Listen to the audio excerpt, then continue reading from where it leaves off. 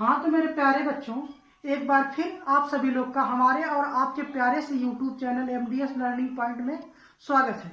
तो प्यारे बच्चों, हम लोग पढ़ रहे थे भूगोल में हम लोगों ने देखा था कि क्षेत्रफल यानी भारत का क्षेत्रफल कितना है, पूरे विश्व की तुलना में भारत का क्षेत्रफल कितना है। हमने बताया था पूरे विश्व की तुलना में भारत का क्षेत्रफल कितना है, 2.43% है।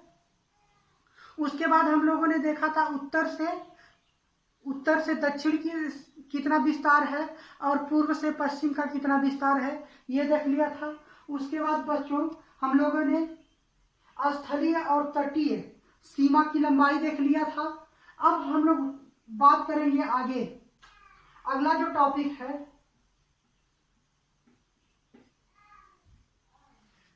पहला टॉपिक हम लोग देखेंगे तटीय राज्य।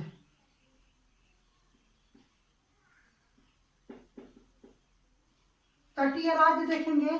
तटीय राज्य में सबसे लंबा किस राज्य की सीमा है, सबसे छोटी किस राज्य की सीमा है, ये देखेंगे बच्चों। उसके बाद हम लोग देखेंगे दूसरा पॉइंट,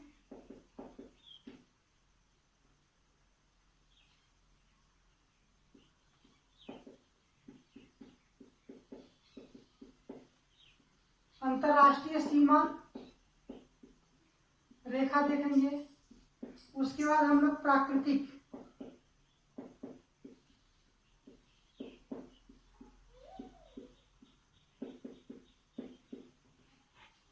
आज बच्चों हम लोग इतना 3 टॉपिक कवर करेंगे। सबसे पहले हम क्या देखेंगे, तटीय राज्य देखेंगे, अंतरराष्ट्रीय सीमा रेखा देखेंगे। उसके बाद हम लोग क्या देखेंगे, प्राकृतिक सीमा रेखा देखेंगे। इतनी चीजों की चर्चा हम लोग करेंगे बच्चों।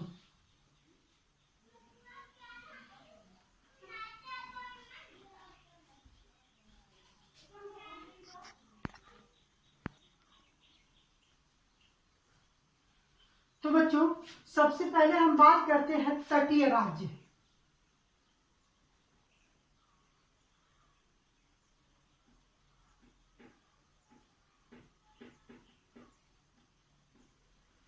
बच्चों सबसे पहले हम बात करेंगे तट होता क्या है। तट मतलब होता क्या, किनारा। बच्चों ये आपका देखिए गुजरात वाला क्षेत्र है, ऐसे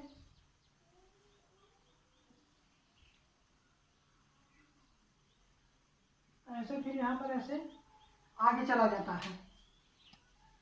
तो बच्चों यहाँ पर देखिए, आप लोग जानते हैं ये पूरा जल से घिरा हुआ है।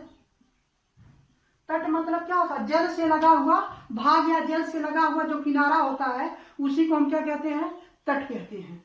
तो बच्चों अगर जो हम बात करें कि तटीय राज्य यानी हमारे देश में भारत में कुल कितने तटीय राज्य हैं, तो तटीय राज्यों की कुल संख्या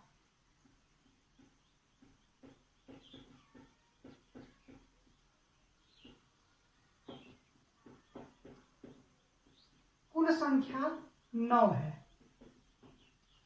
तटीय राज्यों की संख्या कुल कितनी है, 9 है।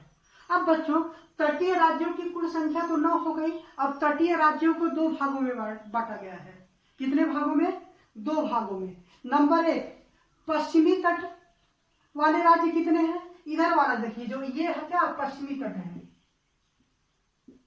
और ये वाला जो है पूर्वी तट है। तो बच्चों बात आती है कि कितने राज्य पश्चिमी तट पर हैं और कितने राज्य पूर्वी तट पर हैं। तो बच्चों ध्यान रखिएगा, तटीय सीमा, तटीय राज्य को 2 भागों, आप ये तो जान लिए तटीय राज्यों की कुल संख्या कितनी है, 9 है। अब तटीय राज्यों को 2 भागों में बांटा गया है। एक है पश्चिमी तट और एक है पूर्वी तट।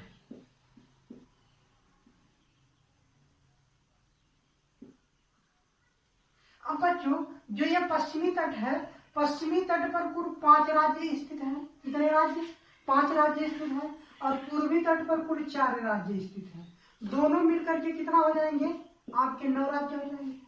तटीय राज्यों की कुल संख्या कितनी है, 9 है। अब तटीय राज्यों को 2 भागों में बांटा गया है। एक पश्चिमी तट, जो पश्चिमी तट पर जितने भी राज्य स्थित हैं उसमें उसे हम क्या कहते हैं, पश्चिमी तट पर स्थित राज्य। जो पूर्वी तट पर स्थित है उस राज्यों को हम क्या कहते हैं, पूर्वी तट पर स्थित राज्य। तो पश्चिमी तट पर स्थित राज्यों की संख्या कितनी है, 5, और पूर्वी तट पर स्थित राज्यों की संख्या कितनी है, 9। तो दोनों मिलाकर बच्चों 5 4 9, यानी तटीय राज्यों की कुल संख्या कितनी हो जाएगी, 9। अब बच्चों अगर जो हम बात करें कि पश्चिमी तट कौन कौन है, यहाँ देखिए नंबर 1 पर क्या है, गुजरात है। गुजरात के बाद यहाँ पर क्या आता है, महाराष्ट्र आता है। महाराष्ट्र के बाद यहाँ गोवा आता है। गोवा के बाद यहाँ क्या आता है, कर्नाटक आता है। फिर यहाँ केरल आता है। तो बच्चों 1 2 3 4 5, यानी यहाँ पर पहला राज्य क्या आता है, गुजरात आता है। दूसरा राज्य क्या आता है, महाराष्ट्र। तीसरा गोवा। चौथा कर्नाटक। और पांचवा क्या आता है, केरल।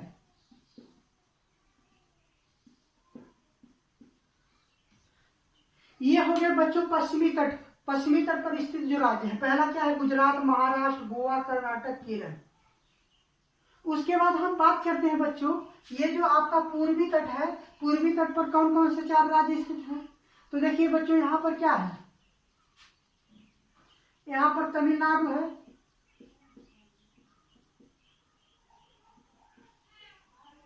फिर आंध्र प्रदेश है यहाँ। फिर यहाँ उड़ीसा है। फिर यहाँ पश्चिम बंगाल है। ये चारों राज्य क्या है, पूर्वी तट पर है। तो पूर्वी तट पर देखो बच्चों क्या है, तमिलनाडु नंबर 1,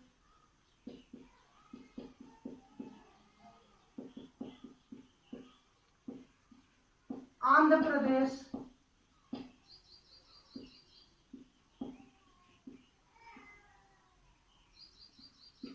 उड़ीसा,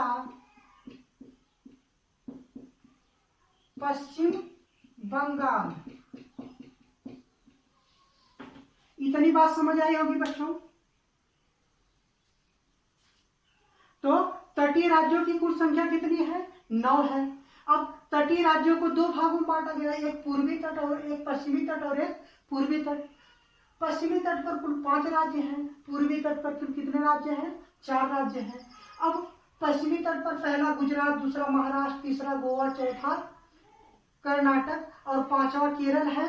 अब यहाँ पर पूर्वी तट पर देखें तो तमिलनाडु, आंध्र प्रदेश, उड़ीसा और पश्चिम बंगाल, इतने राज्य जो हैं कहाँ पर आते हैं, पूर्वी तट पर। और ये 5 राज्य किस पर आते हैं, पश्चिमी तट पर। इतनी बात समझ आई होगी बच्चों। आप लोगों से पूछ लिया जाता है, प्रश्न पूछ सकता है कि पश्चिमी तट पर कितने राज्य स्थित हैं, तो याद रहे 5 राज्य। पूर्वी तट पर कितने राज्य हैं, 4 राज्य। कुल कितने तटीय राज्य हैं, तो कुल तटीय राज्यों की संख्या कितनी है, 9 है। इतनी समझ आई होगी बात। अब बच्चों प्रश्न यहां से पूछ लेता है कि सबसे लंबी तट रेखा वाला राज्य और सबसे छोटी तट रेखा वाला राज्य। सबसे लंबी तट रेखा वाला राज्य और सबसे छोटी तट रेखा वाला राज्य। तो बच्चों हम बात करें तो सबसे लंबी तट रेखा वाला राज्य क्या है, गुजरात है। तो हम लिख लेंगे यहां पर सबसे लंबी तट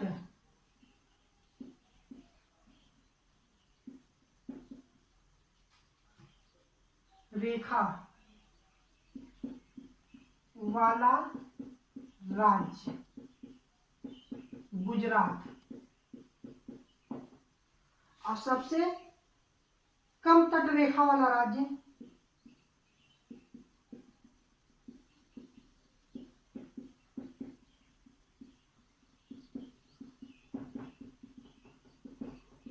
गोवा। बच्चों तट रेखा यानी ये जो गुजरात की तट रेखा है, ये तट रेखा ये वाली, ये अगर जो पूरे को हम ऐसे, ये स्प्रिंग टाइप ऐसे है, इसको पूरा ऐसे फैला दें तो सबसे अधिक लंबी तट रेखा वाला राज्य कौन सा हो जाएगा, गुजरात। और सबसे कम तट रेखा वाला गोवा यहीं पर थोड़ा सा है। तो नोट करिए बच्चों इतना।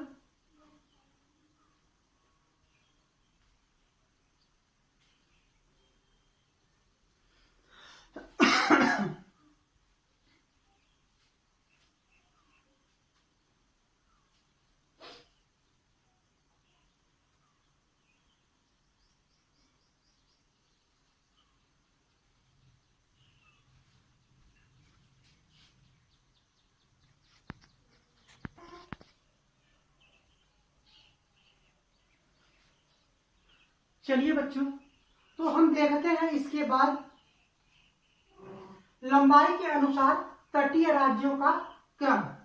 क्रम का मतलब ये बच्चों, सीरियल से हम देखेंगे। सबसे अधिक तट रेखा वाला राज्य, फिर दूसरे नंबर वाला, फिर तीसरे नंबर पर कौन है, चौथे नंबर पर कौन है, पांचवें नंबर। ये बच्चों जो हाई, जो ISPCS या लोअर PCS RO के लिए है, आप अगर जनरली वनडे एग्जाम की तैयारी कर रहे हैं तो उसके लिए बस इतना ही पूछा जाता है, सबसे लंबी तट रेखा वाला राज्य कितना है, कौन सा है, और सबसे कम तट रेखा वाला राज्य कौन सा है।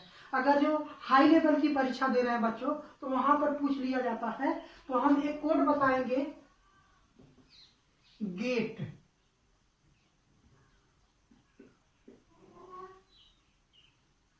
Gate make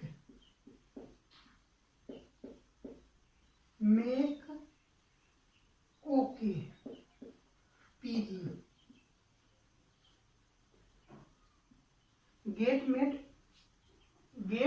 make okay PG। अब बच्चों अगर जो हम जी से देखें तो क्या हो जाएगा, गुजरात। फिर ए से देखें तो आंध्र प्रदेश।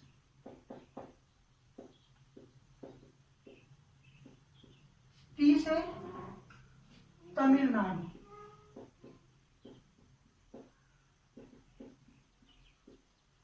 अब बच्चों जितने स्मॉल लेटर हैं उनको हम छोड़ देंगे, ये सब जो है बस कैपिटल वाला केवल देखना है। मेक, यह मतलब महाराष्ट्र।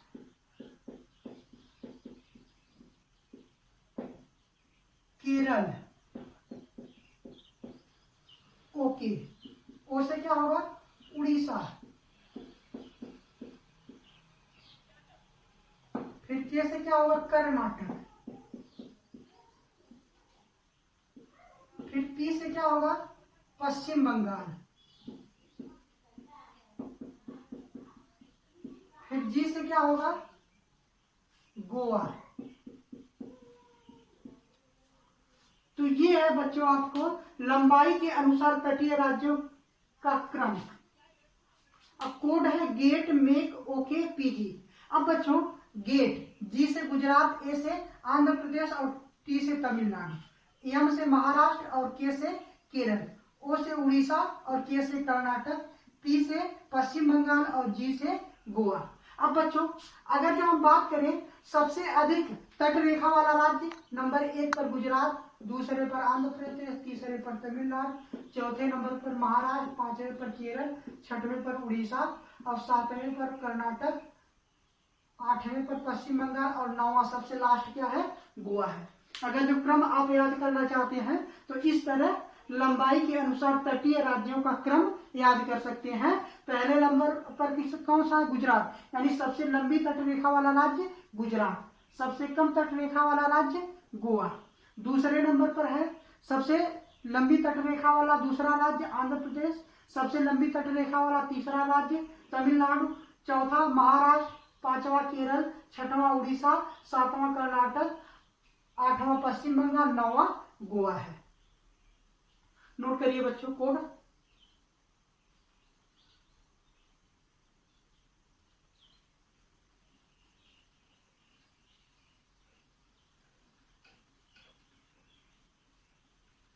अब बच्चों आप जानते होंगे यहाँ पर ये जो जलीय क्षेत्र पूरा है कि कौन सा है, अरब सागर है।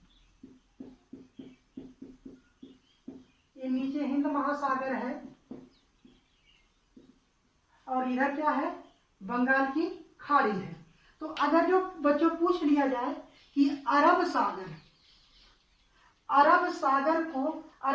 के में सबसे अधिक लंबी तटरेखा वाला राज्य कौन सा है, अरब सागर में सबसे अधिक लंबी, अरब सागर में सबसे लंबी तटरेखा वाला राज्य गुजरात होगा और सबसे कम तटरेखा वाला राज्य गोवा होगा।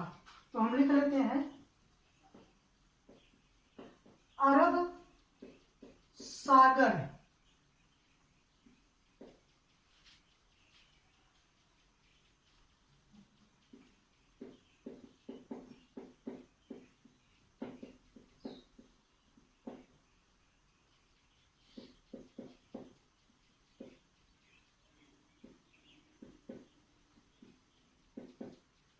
अरब सागर के जलीय क्षेत्र को सर्वाधिक स्पर्श करने वाला राज्य गुजरात तथा सबसे कम स्पर्श करने वाला राज्य गोवा है। इसी तरह अगर जो बच्चों हम पूछें कि बंगाल की खाड़ी के जलीय क्षेत्र को सर्वाधिक स्पर्श करने वाला राज्य कौन सा है, तो सर्वाधिक स्पर्श करने वाला राज्य कौन सा है, आंध्र प्रदेश है। और सबसे कम कौन है, पश्चिम बंगाल है।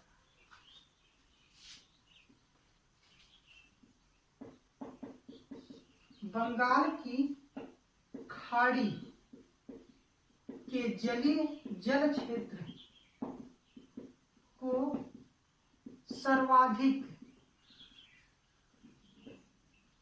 स्पर्श करने वाला राज्य आंध्र प्रदेश,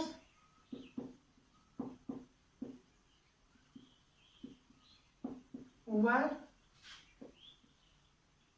सबसे कम स्पर्श करने वाला राज्य पश्चिम बंगाल है। पश्चिम बंगाल है, नोट करिए बच्चों।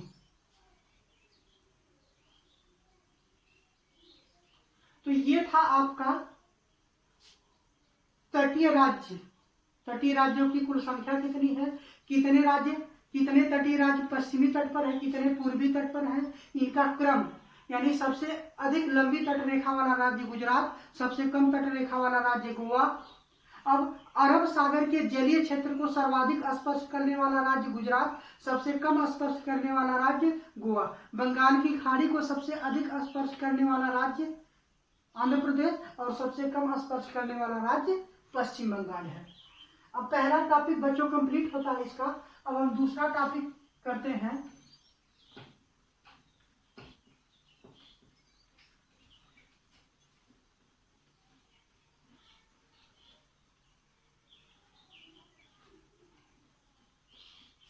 दूसरा टॉपिक है बच्चों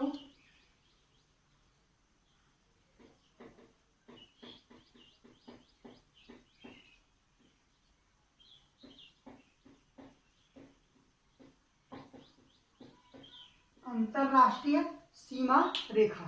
तो बच्चों अगर जो अंतरराष्ट्रीय सीमा रेखा की बात करें तो तीन अंतरराष्ट्रीय, भारत और अन्य देशों के बीच तीन अंतरराष्ट्रीय सीमा रेखा खींची गई है। अगर जो हम बात करें, एक है डूरंड रेखा,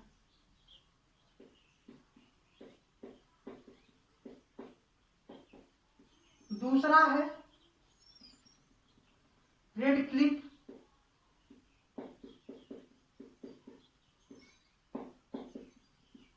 और तीसरा है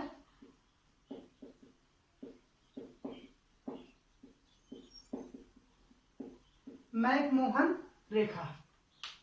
अब बच्चों ये तीनों की हम बात करते हैं, कहां कहां पर ये तीनों हैं। बच्चों ये आपका देखिए क्या है,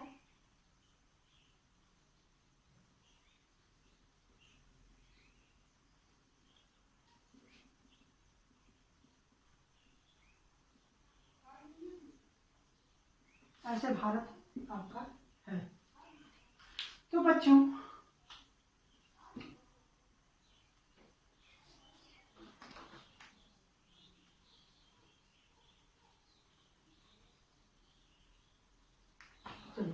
यहां से बच्चों एक ऐसे लाइन आता है, ये आप जानते हैं भारत है, ये पाकिस्तान है और ये अफगानिस्तान है। बच्चों ये भारत, ये पाकिस्तान, ये अफगानिस्तान है। तो बच्चों सबसे पहले हम बात करते हैं, नंबर 1 पर है डूरंड लाइन।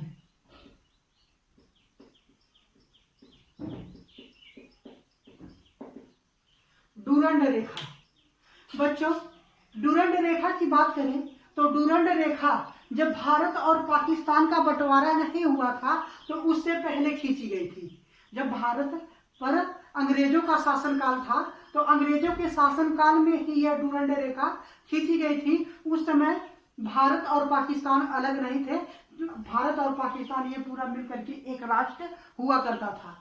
तो बच्चों, अगर जो हम पाकिस्तान, भारत और पाकिस्तान के बंटवारे यानी विभाजन से पहले की बात करें तो यह जो डूरंड रेखा थी, यहां लिख देते हैं हम लोग, भारत व पाकिस्तान विभाजन से पहले, अगर हम विभाजन से पहले की बात करें तो डूरंड लाइन जो थी, या डूरंड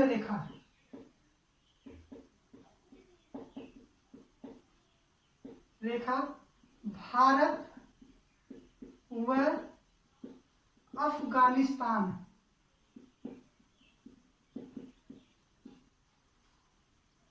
के बीच खींची गई थी। लेकिन अगर जो हम वर्तमान की बात करें, वर्तमान में यह डूरंड रेखा जो है वर्तमान में पाकिस्तान और अफगानिस्तान के बीच में खींची गई है। यानी वर्तमान समय की पहले की बात करें, भारत और पाकिस्तान के विभाजन से पहले, तो यह भारत और अफगानिस्तान को अलग करती थी। कौन? डूरंड रेखा भारत और अफगानिस्तान को अलग करती थी। अब वर्तमान में हम बात करें तो यह जो डूरंड रेखा है, यह आपकी डूरंड रेखा, और यह डूरंड रेखा अफगानिस्तान और पाकिस्तान को अलग करती है। तो वर्तमान में यह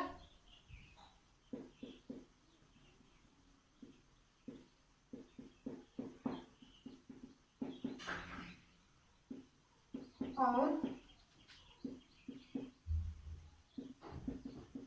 तान के बीच में स्थित है। समझ आया बच्चों? अगर जो बंटवारे पाकिस्तान और भारत के बंटवारे से पहले की बात करें तो यह रेखा भारत और अफगानिस्तान के बीच खींची गई थी। लेकिन वर्तमान में बात करें बंटवारे के बाद, तो बंटवारे के बाद यह रेखा अब पाकिस्तान और अफगानिस्तान को अलग कर रही है, यानी अब पाकिस्तान और अफगानिस्तान के बीच में स्थित है। बच्चों, डूरंड एक व्यक्ति थे जो अंग्रेज की तरफ से, यानी अंग्रेज निवासी थे। उस समय भारत पर राज कर रहे थे ये लोग, यानी वही डूरंड ने जो है डूरंड रेखा का निर्माण किया। यानी दोनों में विवाद चल रहे थे भारत और अफगानिस्तान में। तब इन्होंने कहा कि यहाँ से आपका है, ये सीमा है, ये यहाँ से इधर का अफगानिस्तान और यहाँ से इधर का भारत का है। तो उसी पर बच्चों बंटवारा हो गया, इधर वाले अफगानिस्तान हो गए और इधर वाले भारत हो गए। अब जब भारत और पाकिस्तान का बंटवारा हो गया तो यह लाइन कहाँ पर चली गई? पाकिस्तान और अफगानिस्तान के बीच में चली गई।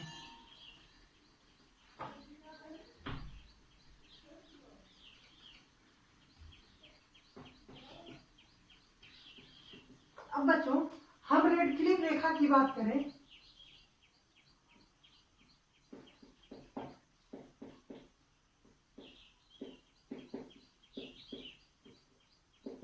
तो रेड क्लिफ रेखा जो है भारत व पाकिस्तान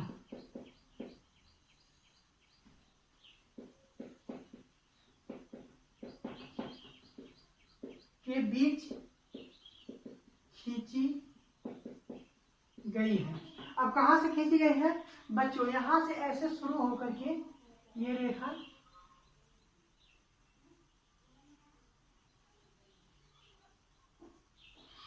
ऐसे यहां तक आई है। यही आपकी रेड क्लिफ लाइन है जो भारत और पाकिस्तान की सीमा का निर्धारित करते हैं। ये बताते हैं कि इधर की सीमा पाकिस्तान और इधर की सीमा भारत की है। आई बात समझ में बच्चों? अब हम बात करते हैं मैप मोहर रेखा की। अगर जो पूछ लिया जाए कि रेड क्लिफ रेखा पर कौन कौन से राज्य स्थापित हैं, तो बच्चों आपका देखिए यहाँ पर मैप पे देखिए, जम्मू कश्मीर, फिर पंजाब, राजस्थान, गुजरात, इतने राज्य स्थित है। 4 राज्य यहाँ, जम्मू कश्मीर, पंजाब, गुजरात, राजस्थान, गुजरात। चलिए अब हम बात करते हैं मैकमोहन रेखा।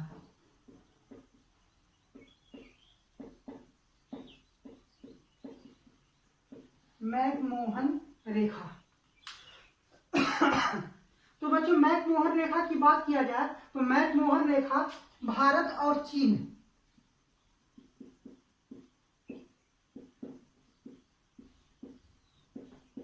के बीच में खींचा गया है। अब बच्चों इधर वाला चाइना का एरिया है, यहां से लेकर के इधर वाला, तो ये बात आती है कि जो ये मैकमोहन रेखा होती है क्या यहाँ जम्मू कश्मीर से लेकर के यहाँ तक खींची गई है? नहीं, ये केवल बच्चों केवल वनली एक राज्य अरुणाचल प्रदेश, ये जो अरुणाचल प्रदेश की सीमा है केवल अरुणाचल प्रदेश में ही मैकमोहन रेखा का निर्धारण हुआ है, बाकी इधर नहीं। तो मैकमोहन रेखा केवल एक राज्य में, कहा? अरुणाचल प्रदेश में केवल खींचा गया है, ध्यान रहेगा बच्चों। तो ये आपका हो गया अंतरराष्ट्रीय सीमा रेखा। अब बच्चों हम बात करेंगे प्राकृतिक सीमा रेखा का।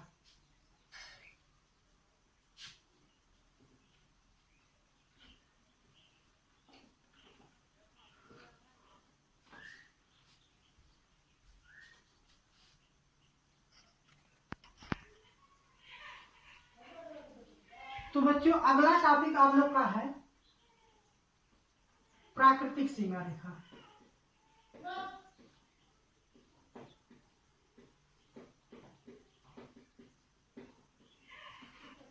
अब प्राकृतिक सीमा बच्चों प्राकृतिक सीमा रेखा वे रेखा होती है जो प्रकृति द्वारा खींची गई है, प्रकृति द्वारा। सबसे पहले हम बात करें हिमालय।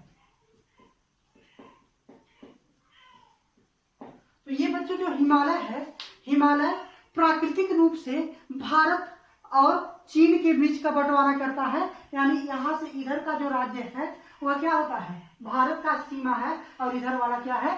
चीन। तो हिमालय किसकी बंटवारा करता है?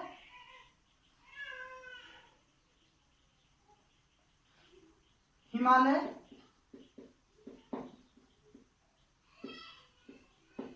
प्राकृतिक रूप से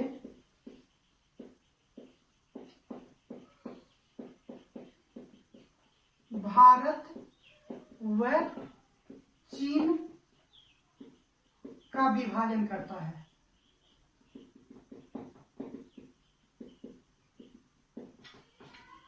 यह हो गया। फिर बच्चों अगर जो हम ये हिमालय जो है ऐसे यहां से आया हुआ, ऐसे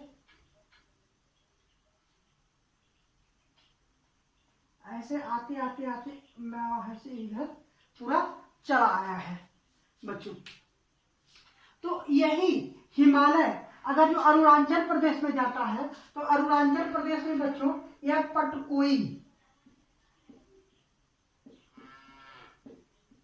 बूम पहाड़ी, अरुणाचल प्रदेश में पटकोई बूम पहाड़ी के नाम से जाना जाता है।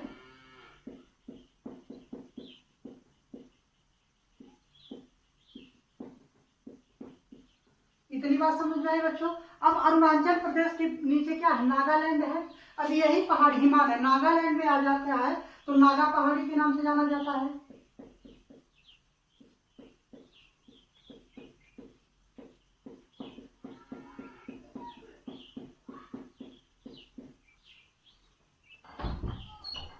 इसके बाद बच्चों नीचे यही मिजोरम आ जाता है, मणिपुर आ जाता है। तो मणिपुर में यह मणिपुर के नाम से जाना जाता है, मणिपुर पहाड़ी।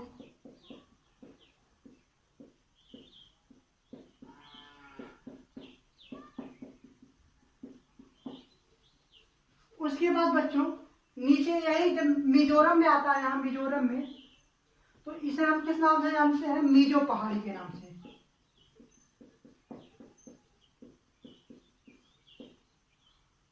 ये कहां पर स्थित है?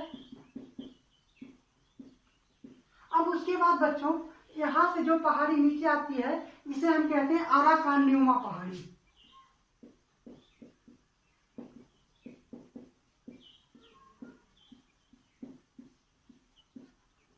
इतनी बात समझ आई बच्चों। अब ये पांचों की पांचों जो पहाड़ियां हैं किसके किसके बीच प्राकृतिक सीमा का निर्धारण करती है। बच्चों, यहाँ से इधर वाला जो देश है वो म्यांमार है, यहाँ से इधर का जो देश है म्यांमार है। तो जाहिर सी बात है ये पांचों की पांचों पहाड़ियां, अगर जो हम अरुणाचल प्रदेश में बात करें, अरुणाचल प्रदेश में जो पटकोई गुम पहाड़ी है यह भारत और म्यांमार के बीच प्राकृतिक सीमा का निर्धारण करती है। अगर जो नागालैंड में आ जाए तो जो नागा पहाड़ी है यह भारत और म्यांमार के बीच में प्राकृतिक सीमा बनाती है।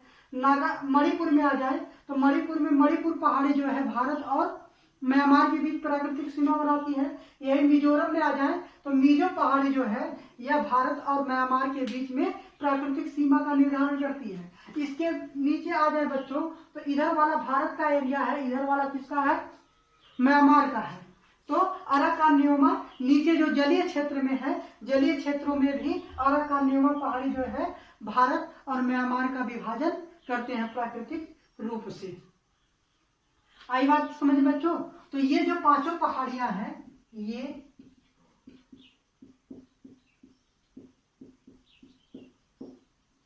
प्राकृतिक रूप से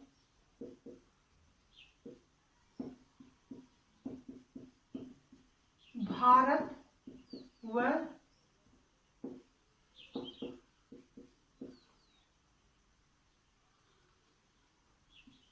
का विभाजन करती है।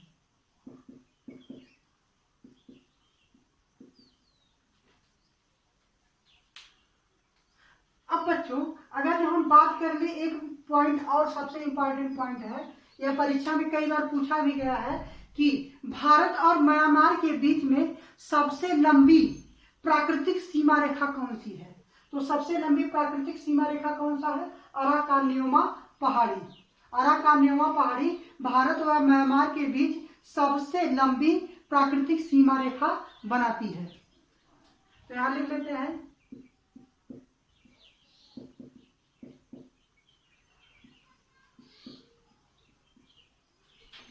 अराकानियोमा पहाड़ी भारत व म्यांमार के बीच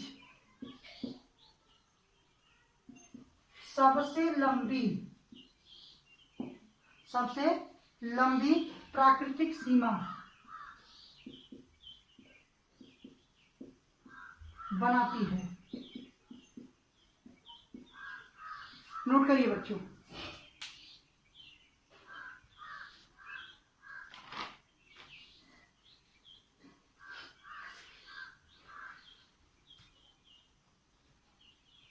नोट हो गया होगा बच्चों? तो प्राकृतिक सीमा की बात करें तो पहली प्राकृतिक सीमा क्या है, यह भारत और चीन के बीच स्थापित है।